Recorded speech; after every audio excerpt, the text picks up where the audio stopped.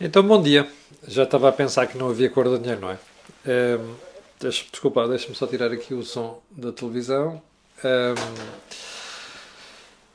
a cor do dinheiro do dia 2 de abril do ano da graça de 2020. Bom, eu quero desiludir aqueles que ontem pensaram que eu tinha dito alguma piadinha aqui ou duas e que elas estavam relacionadas com o problema de ser 1 de Abril. Infelizmente não é.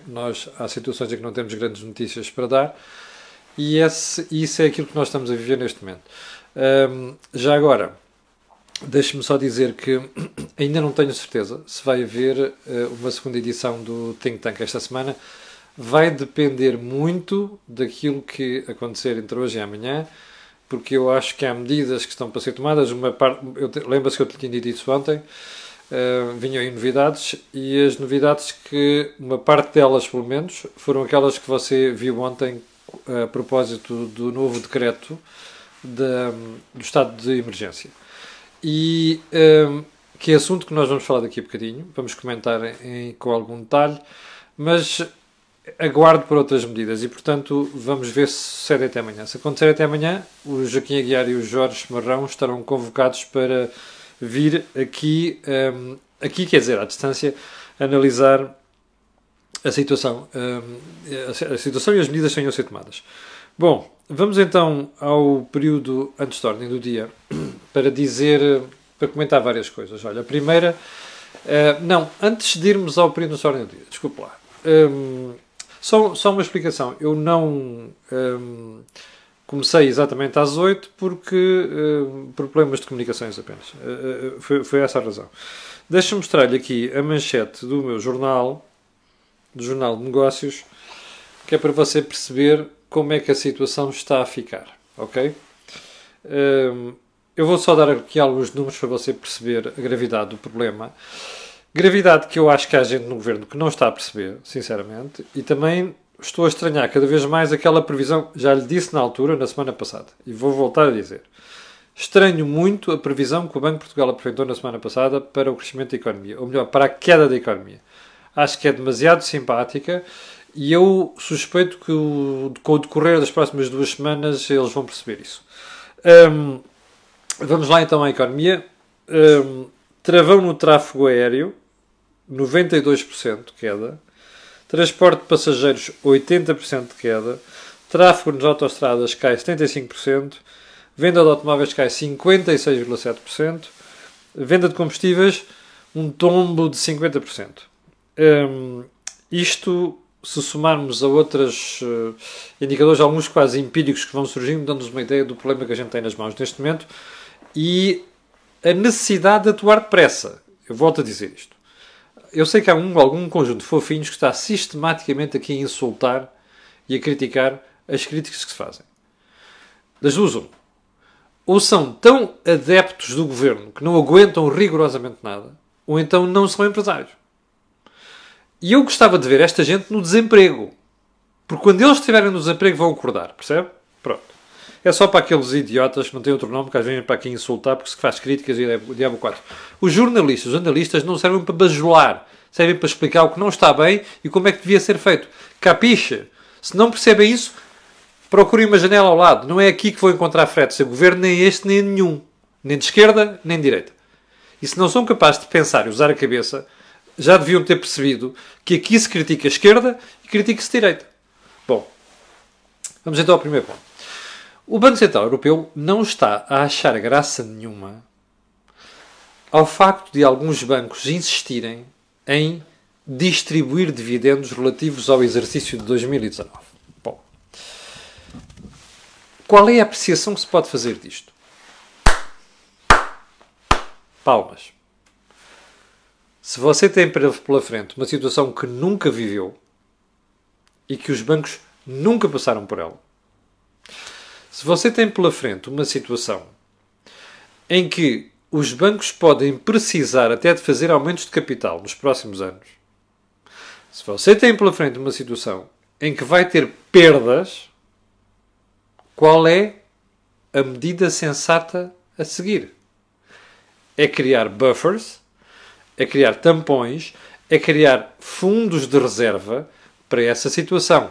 Right? Bom, o BCE anda há 10 anos a tentar moldar o sistema bancário europeu. Já percebeu? Quer criar bancos sistémicos na Europa que ele supervisiona diretamente em detrimento de banquetas. Eu não sei se você já percebeu o que é que vai acontecer aos bancos, nomeadamente pequenos, se tiverem problemas e andarem a distribuir dividendos como se não houvesse amanhã. É que daqui a uns tempos, se houver problemas, o que eles vão passar é aquilo que já passou o Banif, o Banco Popular, percebe? Que é serem comidos por outros bancos. No caso português, como você sabe, o BCE está a privilegiar certos bancos espanhóis. Bem, em Portugal já há uma série de bancos que disseram que não o vão fazer, graças a Deus. Mas o BPI manteve essa decisão. Eu acho que era bom ouvirem o BCE. Digo eu. Só um pormenor. Eu não sei se vocês se recordam, recuam uns 10 anos. Lembra-se como é que alguns banqueiros portugueses reagiram quando a Troika cá veio e começou a impor coisas? E o BCE? Lembra-se? Lembra-se que houve banqueiros que chamaram aos funcionários da Troika funcionários de quinta categoria? Pois, mas eles mandaram. Está a ver a diferença? Quinta categoria, mandaram. E fizeram o reshaping da economia portuguesa. É bom que não se esqueçam disso. Segundo ponto. Vendas de automóveis caem 56,7% em março. O que é que estavam à espera? A situação é tão grave, a situação é tão complicada que estes números são inevitáveis. O que eu estou a achar estranho é como o setor ainda não se sentou para pensar no pós. E eu acho que as associações do setor servem para isto. Sim, isto também é um recado para a CAP. E havemos de voltar ao assunto. Ponto seguinte, 270 mil portugueses entregaram ontem o IRS, por via eletrónica, só numa manhã. Não estou surpreendido. Primeiro, porque hoje em dia é muito fácil fazer as contas, preencher aqueles documentos, o que falta, e entregá-lo tudo via eletrónica. Ainda para mais, as pessoas têm muito tempo para isso. Ora, o que eu não entendo, e vou deixar para o fim, é a reação do fisco a esta corrida das primeiras pessoas a entregarem o IRS. Já lá vamos. Último ponto. O Fundo Europeu de Desemprego, houve uma série de espectadores que me escreveram desde ontem à noite a perguntar o que é que eu achava do assunto. Não acho nada. Porque, ao contrário do que costuma acontecer, não há dados suficientes para comentar. Eu vi a notícia ontem no Financial Times e também via no El País. Foram os únicos ou foram os principais jornais europeus a darem esta notícia. Mas confesso que o que está lá, aquilo é em primeira mão. O que lá está dá a sensação de não ser uma coisa pensada em cima do joelho, como outras que já foram anunciadas nos últimos dias. Ou seja, dá a sensação que já vinha a ser analisado, percebe? E que agora, de um momento para o outro, aproveitaram para divulgar isto porque a situação é de emergência. Se for assim, ainda bem, porque a União Europeia decide muito mal quando vai a decidir a correr em cima do joelho. Portanto, fico menos preocupado por saber que esta medida estava a ser pensada. Qual é o problema dela? Não há detalhes. Fala-se um fundo, não sei que empréstimos e diabo 4, mas não chega para fazer uma análise. Prometo que entre hoje e amanhã, se houver novidades, voltarei ao assunto. Bom, vamos então Vamos então à agenda de hoje. Primeiro ponto. Isto é das coisas mais difíceis de comentar, ok? Porque reporta ao segundo ponto, que é, pode dar a sensação que a gente está aqui a dividir o país ao meio. Então vamos lá isto. 3.600 empresas meteram os papelinhos para o layoff. Ok? São 76 mil trabalhadores. Vão para casa sem fazer nada, com 2/3 do salário. Primeira questão. Não vão ser 76 mil. Vêm mais. Segunda questão. Há empresas que vão fechar. Ok? Terceira questão. Some-lhe a economia paralela. que, pelas contas de toda a gente que analisa o assunto, dá entre 15% e 20%. Portanto, você vai ter uma redução do salário e vai ter, em alguns casos, desemprego. Estas pessoas que vão para casa em layoff vão pagar IRS. Você recorda-se da manchete do Jornal de Negócios, salvo erro, de segunda-feira, que dizia exatamente isso. Eu quero que preste muita atenção a isto, estamos a dizer nos próximos minutos, ok? Preste muita atenção. Porque você vai descobrir que nós passamos a vida a criar injustiças em Portugal. Deixa-me lá ver se tinha aqui a manchete à mão para lhe mostrar. Se não tiver... Bom, cá está. Manchete, Jornal de Negócios, salvo erro, de segunda-feira, trabalhadores em layoff vão pagar IRS. Então é assim. Vamos lá fazer umas continhas. Você o que está a dizer às pessoas é: você vai para casa, vai receber 2/3 do seu salário e vai pagar IRS sobre isso. Eu acho justo pagar IRS sobre o rendimento que nós temos. Podemos arranjar uns descontos, mas é justo, não é? O que é que não é justo aqui? É que quem vai para casa receber 2/3 do salário vai contribuir para o Estado manter 600 mil funcionários públicos em casa, mas a receber 100% do salário. Percebeu bem? 76 mil vão pagar IRS sobre 2% do salário. Não recebem 100%, recebem 2/3. E este IRS vai servir para ajudar a pagar o salário a 100% de quem também vai para casa, mas tem um título na cabeça, na testa, chamado funcionário do Estado.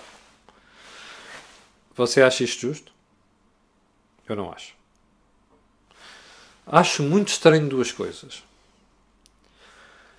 Porquê é que nenhum jornalista levanta esta questão quando fala com o Governo? Porquê é que ninguém que levanta esta questão, quando o Ministro do Trabalho, o Ministro da Economia e o Primeiro-Ministro estão a falar? Vamos para o segundo ponto. Eu sei que me vão acusar hoje de estar a tentar dividir o país ao meio e a tirar umas pessoas contra outras. Não, mas ao contrário, sabe? Isto foi a conversa, a areia que nos atiraram para os olhos quando a Troika cá esteve. Eu vou-lhe avivar a memória. O setor privado houve centenas de milhares de empregados. Perderam o emprego. Bom, no setor privado houve cortes de salários violentos. Quando se quis aplicar isto ao setor do Estado, você teve duas coisas. Primeiro, despedimentos foram meia dúzia deles. Segundo, o Tribunal Constitucional aceitou cortes nos salários de quem trabalha para o Estado em termos limitados, em valor e no tempo. Foi justo? Não. Eu até me lembro de decisões do Tribunal Constitucional a dizerem não sei quantos, não se pode discriminar o setor privado e o setor público. Pois discrimina-se. E discrimina-se positivamente o setor público e discrimina-se negativamente o setor privado. De tal maneira que aquelas decisões do Constitucional ajudaram a acentuar o fosso entre o salário médio do funcionário público e o salário médio de um trabalhador do setor privado. Vai lá ver a diferença. Separados por mais de 500 euros. Percebe? Ou quase. Isto é justo? Não. Não é. Podem-me chamar os nomes que quiserem. Estas análises não podem deixar de ser feitas. E nós não podemos deixar de questionar os governantes sobre isto. Nós estamos a criar uma situação de grande injustiça, percebe? Para com quem vai ficar desempregado e para com quem vai receber apenas 2/3 do seu salário. E vamos ver se depois aquilo não se transforma num despedimento definitivo, percebe? Vamos ver. Terceiro ponto. Lá está, temos aí à porta a renovação do estado de emergência. Pergunta. Faz sentido? Faz. Primeiro, escusam de andar aí a elogiar o povo português, que não sei o quê, que respeita às medidas. Não, desculpa, não é verdade comparado com aquilo que outros países já fizeram. Mesmo sem ditaduras. Eu não estou a falar da China, ok? Nem da Coreia do Norte. Estou a falar do Japão, por exemplo. Estou a falar da Coreia do Sul. Não é? Nesse aspecto foram um exemplo. Para não irmos a Singapura e coisas desse género. Segundo, o exemplo do fim de semana está aí à porta para nos mostrar que as pessoas não têm juízo. Terceiro, como já expliquei aqui, houve muita gente que, em vez de esperar pelas férias da Páscoa, rumou ao Algarve uma semana antes. E suspeito que está a acontecer isto neste momento também. Quarto, as pessoas não estão a perceber bem a gravidade do assunto. Eu ontem tive que ir ao supermercado. E havia gente que não estava nada preocupada e que se colocava a meio metro. Percebe? A meio metro. Sem máscara, sem proteção nenhuma. A falarem abertamente, que a gente sabe os gatafunhos e as coisas que manda para cima das outras pessoas. No supermercado. Portanto, faz todo o sentido declarar o estado de emergência. Ou melhor, prolongar o estado de emergência. Mas há aqui um catch. É que as condições deste estado de emergência já não vão ser as daquelas que vigoram até hoje. Primeiro, que a polícia vai poder parar e dizer assim, não, para casa. Até agora era só uma recomendação. Essa alteração é positiva, em minha opinião. Mas há coisas que não são positivas. E vamos lá, duas delas apenas, ok? Uma delas é o governo fica com a possibilidade de proibir despedimentos. Não é no Estado, é nas empresas privadas. Epá, espera aí. Era como se o governo lhe dissesse assim, epá, tu estás proibido de cair, é? Não tropeces, estás proibido de cair, pá. Eu não te deixo cair. Isto é uma estupidez. Então, uma empresa que não tenha capacidade para pagar salários, já percebeu que ele vai cair, não tem caixa, não tem nada. Uma empresa que não consiga ir, imagine, pedir tais empréstimos que ainda ninguém vos viu. Percebe? Uma empresa que sabe que vai receber só o valor correspondente ao layoff daqui a um mês, mas não tem que tesouraria. Se esta empresa quiser fechar, se as empresas não conseguirem... Olha, já agora o governo vai proibir aquele fecho da fábrica da Continental em Setúbal? É isso? Bem, isto não faz qualquer sentido. Que alguns maluquinhos do socialismo que estejam a aconselhar o Primeiro-Ministro lhe recomendem estas coisas, eu percebo. Que um senhor Presidente da República, que não é propriamente um estatista, quer dizer, não é, já deve ter sido, há 40 anos, subscreve estas coisas, não posso aceitar. Isto é como quase disséssemos a São Pedro, pá, caramba, estás proibido de abrir água aí em cima, não é? Isto não faz sentido. Segundo ponto. É uma conversa que anda aqui nas redes sociais há várias semanas. Mas só que, como muitas vezes coisas nas redes sociais, as pessoas reagem com emoção em vez de usarem cabeça. E eu vou-te explicar o que é que estou a referir. Você contratou, o Estado não quis, porque não tinha dinheiro, porque queria falsificar contas junto de Bruxelas, percebe? Contas públicas. Já vem de vários governos, mas sobretudo durante o engenheiro Sócrates. Fizeram-se, engenheiro Laura, o que valha, fizeram-se investimentos, nomeadamente em estradas,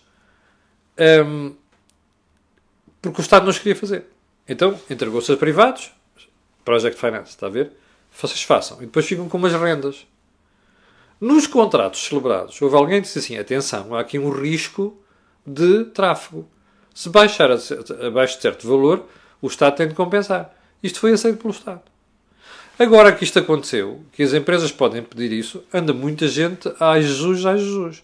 Primeiro, tiveram a dormir naquela altura. Não, mas é gente de esquerda e direita, atenção, não é? Há aqui gente de direita a dizer disparates sobre este assunto. Bom, primeiro ponto, andaram a dormir quando foi assinado. Andaram a dormir quando nós, jornalistas, e eu recordo-me, falámos disto no Jornal de Negócios, falámos disto várias vezes, não é?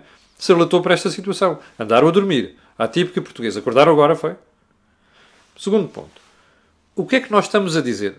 Que as empresas não têm direito a isso? Então, elas investiram o dinheiro que tinham.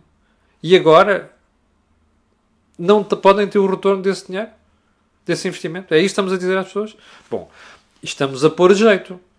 Porque daqui a uns anos, quando precisarmos, a malta faz o gesto, desculpem a expressão, do Bordal Pinheiro. Não é?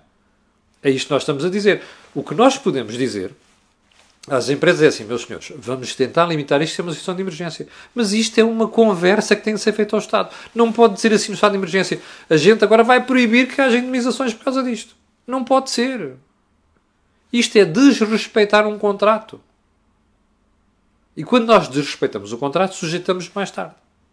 Além de que isto pode parar a tribunal um dia e é uma chatice. Eu não estou convencido que os tribunais internacionais deem cobertura a estas coisas, mesmo sabendo que há um estado de emergência em Portugal. Não tenho a certeza disso.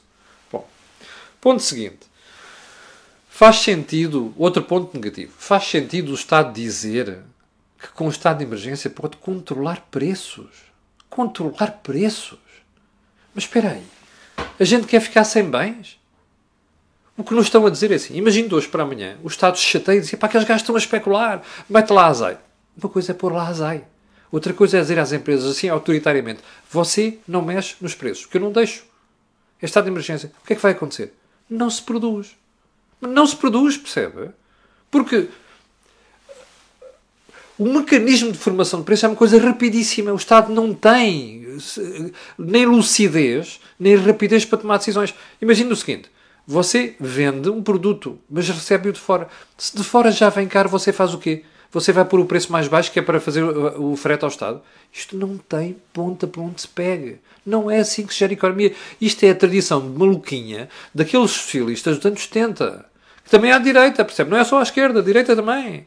Gente que fez disparates dos anos 70. Isto é a conversa... Lembras que eu lhe dizia há 2 dias? Isto é tudo velhada com mais de 60 anos. Percebe? Que nos governa. E que fez disparates dos anos 70. Está aqui a prova. Isto é de pancada dos gajos que passaram pelos anos 70 sem saber o que estavam a fazer e agora deu-lhes aquela nostalgia de voltar a fazer disparates. Isto não tem o mais pequeno sentido. Percebe? Portanto, estado de emergência, sim. Estas coisas têm que ser violentamente criticadas. Ponto seguinte, não sei quanto tempo é que já temos de programa, deixa-me lá ver. Ai, meu Deus, quase 25 minutos. Bom, então vamos lá ao ponto seguinte, que ainda há tempo para falar mais algumas coisas. Portugal emitiu ontem 7 mil milhões de euros a 0,7%, ou logo foi, para... Não, foi 7 anos, 5 mil milhões de euros, a taxa foi de 0,7%. Subiu, ok? A pensar no Covid-19. Pois é, lembra-se de Passos Coelho. Quando o Estado teve que andar a pedir empréstimos e guardar ali uma reserva de 15, 18 mil milhões de euros. Lembra-se? Está a suceder agora. Pela boca morre o peixe. Está a ver? Eu volto a insistir no que disse ontem. O Tesouro tem ali uma bela almofada. Porquê é que o Estado não pega nessa almofada e não paga o que deve às empresas? O melhor tónico de tesouraria para as empresas era esse. Percebe? Volto a insistir. Portanto, já percebeu, agora vou estar numa fone a ir correr neste momento a pedir empréstimos, porque já sabem o que vai acontecer. Eu vou voltar a este assunto lá mais para o final. Ponto seguinte. Então, e não é que os sócios gerentes das PME vão mesmo ficar fora daquele regime do layoff? Lembra-se que eu disse aqui que ia colocar a questão ao Ministério da Economia? E coloquei. E, entanto, o Ministério da Economia já respondeu publicamente, dizer assim, os sócios gerentes de PMEs e outras empresas estão fora do regime de layoff. Porquê? Porque o layoff é para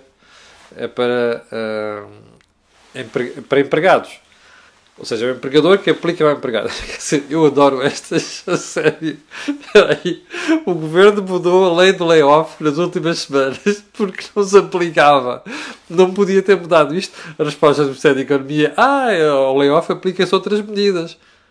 Olha, eu sei. Obrigado. A questão não é essa.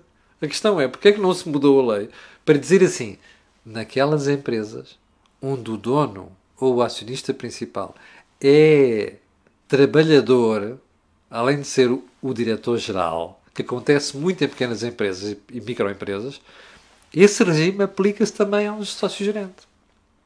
Sabe o que é isto? São complexos de esquerda. Complexos já lá Bloco de Esquerda, complexos já PCP, que é quem é o gerente, o patrão, não pode ter subsídio de desemprego. Lembras-te desta conversa há uns anos? Quem é sócio, quem é gerente, quem é patrão, não pode ter os privilégios que tem um trabalhador quando vai desempregado ou coisa do género. Isto é uma parvoíce de todo tamanho. Eu gostava de saber porque é que nós estamos a condenar à desproteção. Sim, porque traz outras medidas, se tivermos no Ministério da Economia, não protegem o sócio-gerente como protegem neste momento os trabalhadores, no layoff.